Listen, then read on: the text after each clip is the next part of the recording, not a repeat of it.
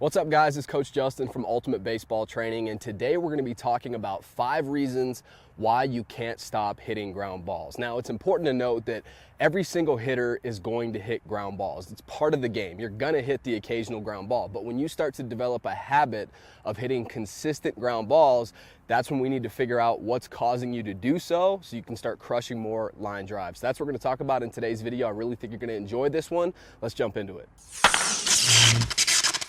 So the first reason why you might consistently be hitting ground balls is because you're trying to swing down to the baseball. So you really have to ask yourself, when you step in the box, what is your approach? What are you trying to do? Because if you're trying to swing down on the baseball, you're automatically setting yourself up to hit a lot of ground balls. And the reason being is because what you have to remember is every single pitch is coming in on a downward plane from the pitcher, kind of for 2 reasons. Number one, the pitcher's not standing on flat ground, right? The pitcher stands on a pitcher's mound, and that mound makes him taller. So in order to throw that pitch into the strike zone, he has to throw the baseball down. But another reason is because, an object, as it's flying, it doesn't stay on a straight line. Even a 95-mile-an-hour fastball, that'll stay relatively straight, but it's going to, the further that it flies, it is going to start falling because of gravity, all right? And so if the pitcher's standing on an elevated mound, he's throwing the ball down into the strike zone, and the ball over time with gravity tends to go in a downward direction, well, then you're not doing yourself any favors if your goal at the plate is, okay, I need to try to get on top of the baseball. And I'm over exaggerating there, right? But I think a lot of players, a lot of hitters hear the term, you got to get on top, you got to, swing down to the baseball. And if you achieve your goal, if you do that successfully, right, what's going to happen the majority of the time is you're going to hit the top part of the baseball, and your bat is coming in on a downward plane. That pitch is coming in on a downward plane. There's only one spot. There's 2 lines, there's 2 angles going down together. There's only one point of intersection where you can actually make contact with the ball. So you're probably gonna get on top of the ball, or you're probably gonna cut the ball and you're gonna get a ton of backspin, right? A lot of people think, well, that's how backspin is created, is by getting on top. Well, that might produce backspin, but it's gonna produce way too much and you're gonna pop up to the catcher, all right? So the ideal swing, you're not trying to swing down to the baseball. You're actually trying to match the plane of the pitch for as long as possible. So it's really something that you just have to ask yourself. If you're struggling with hitting a lot of ground balls and your approach has always been, well, I try to, swing down to the baseball, well, then try to make an adjustment of, I'm not trying to swing down to the baseball, right? I'm trying to actually get on plane with the pitch. That's going to help you maximize your chances of success.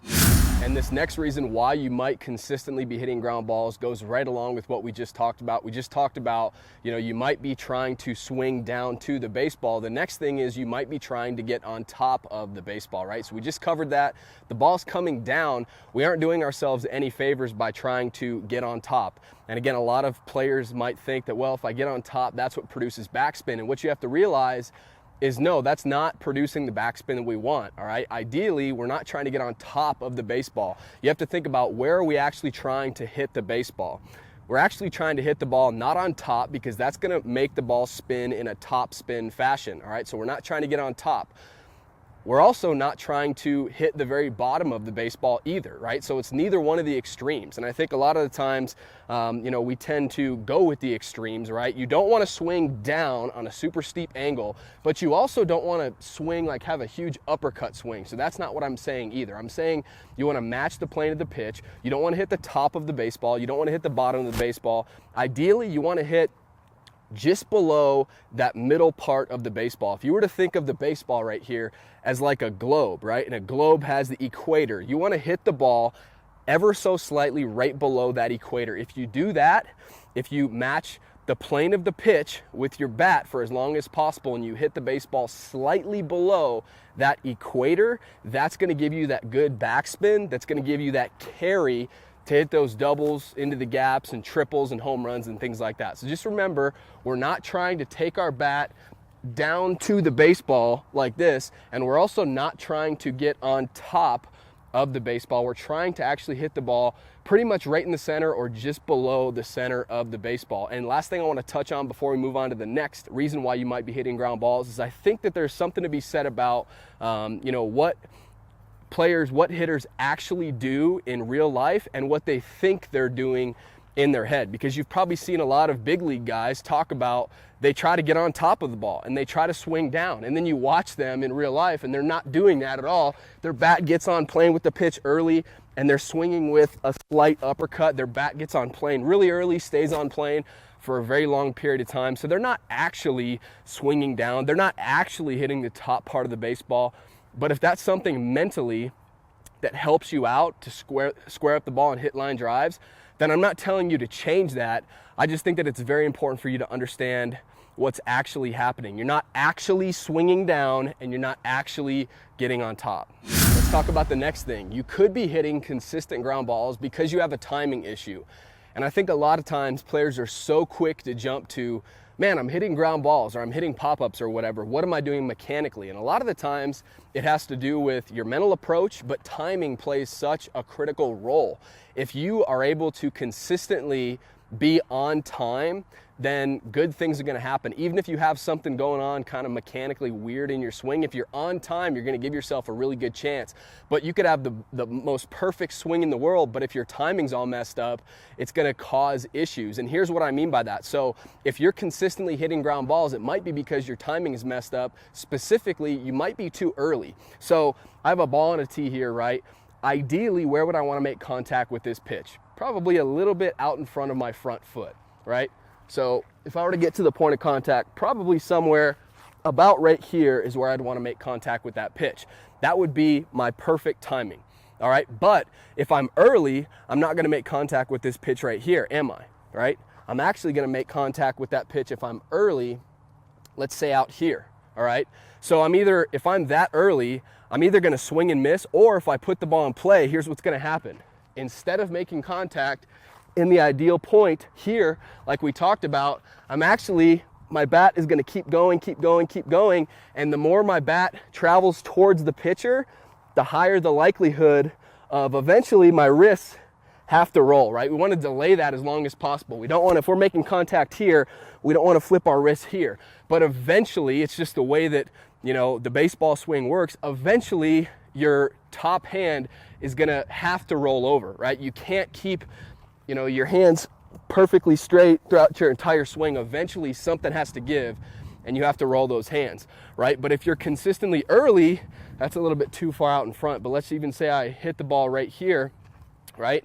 Instead of making contact here, my bat's on plane, I look good here, but the further I go, my wrists start to roll like this, the higher the likelihood, where am I going to hit that baseball? It's going to be really hard to hit it where we want to hit it.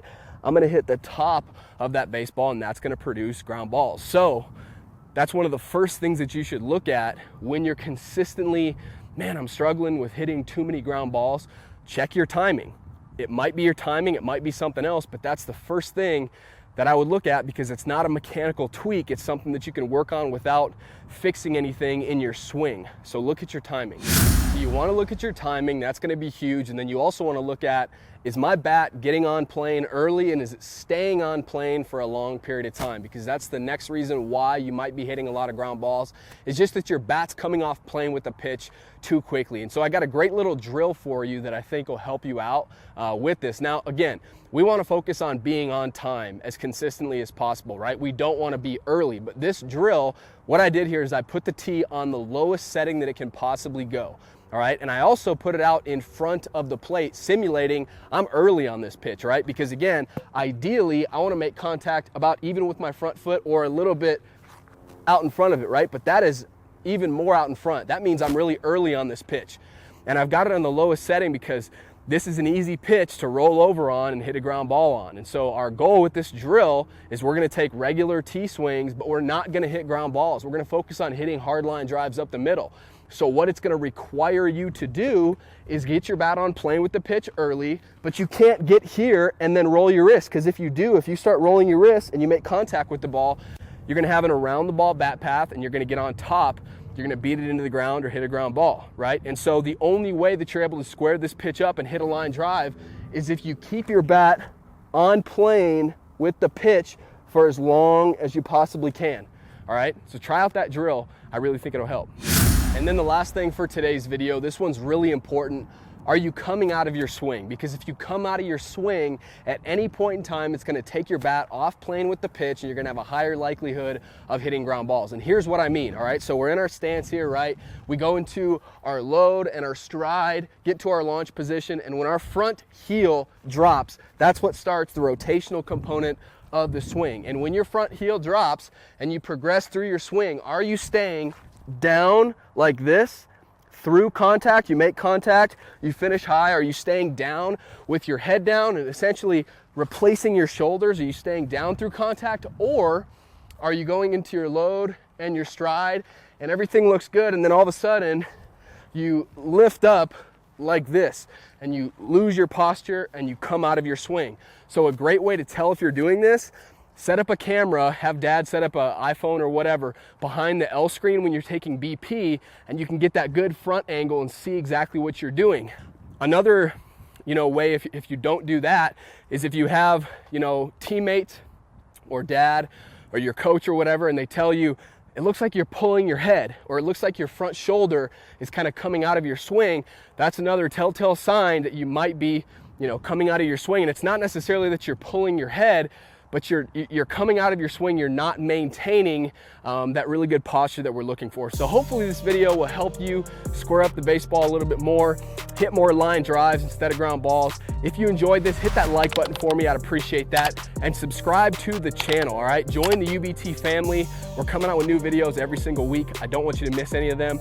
And last thing, I would love for you to watch the free on-demand hitting training that I put together for you. It's 100% free, all right? All you have to do, click on the very first link in the comment section. That'll take you straight to it, all right? But this is gonna give you clarity on when you go to the field, what exactly do you need to work on to take your hitting to that next level. It lays it out step by step. I really think you're gonna enjoy it. It's 100% free. So click on that link, go check that out now. Thank you so much for watching today's video, and I'll see you next time.